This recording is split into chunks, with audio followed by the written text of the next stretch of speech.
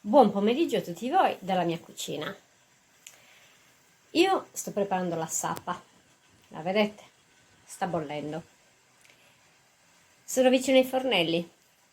Sapete, la cucina è stata la compagna di viaggi di molti dei miei paesani che, possiamo dire, in cerca di fortuna e comunque alla ricerca di una posizione sociale, di un lavoro, si sono cimentati proprio nella ristorazione e alcuni di essi sono diventati dei brillanti professionisti. Alcuni ci sono ancora, altri non ci sono più. Mi è passata tra le mani questa tovaglietta. Ora ve la mostro.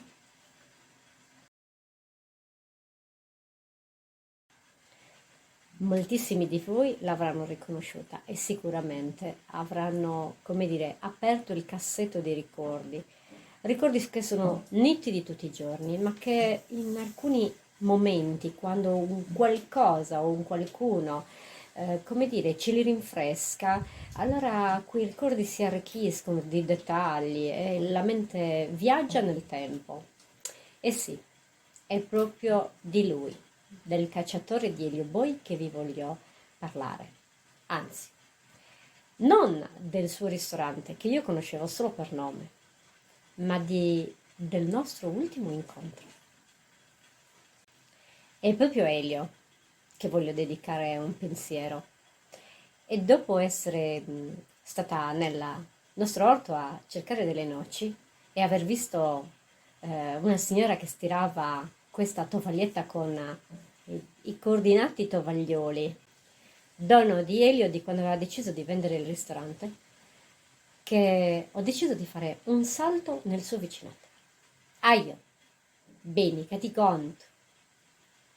Sono trascorsi 9 anni da quando, uscendo da questo vicoletto, mentre stavamo preparando un'esposizione per la presentazione del laboratorio di Suvaniesava, proprio in questo punto, davanti a questa porta, era sceso Elio all'interno di una macchina guidata da un'altra persona e con il suo savoir-faire, con la sua eleganza, mi aveva salutato così, gentile e sorridente.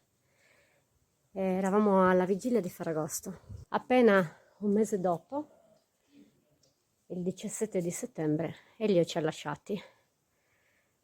Restano i ricordi di questa persona che era andata a lavorare a Milano da ragazzino e lì era conosciutissimo. Era un nostro cliente. Acquistavano tanto materiale lui e suo padre, poi zio Antonio veniva a saldare i conti. Lui sempre molto preciso. Zio Antonio aveva il taccuino con l'elenco di tutti i materiali acquistati e, e diceva sempre Alfia tase scarisciu gusto, Alfia tase scarisciu gustatro.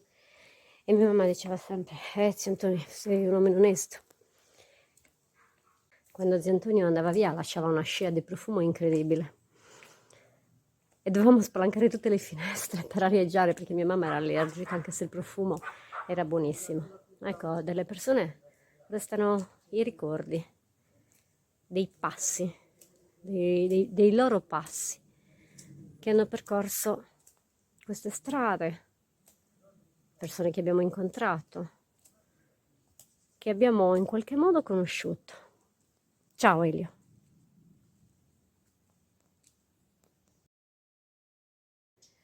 Ovunque tu sia, sicuramente sarai in un mondo più giusto di questo. Ciao a tutti, a Sibirisanus.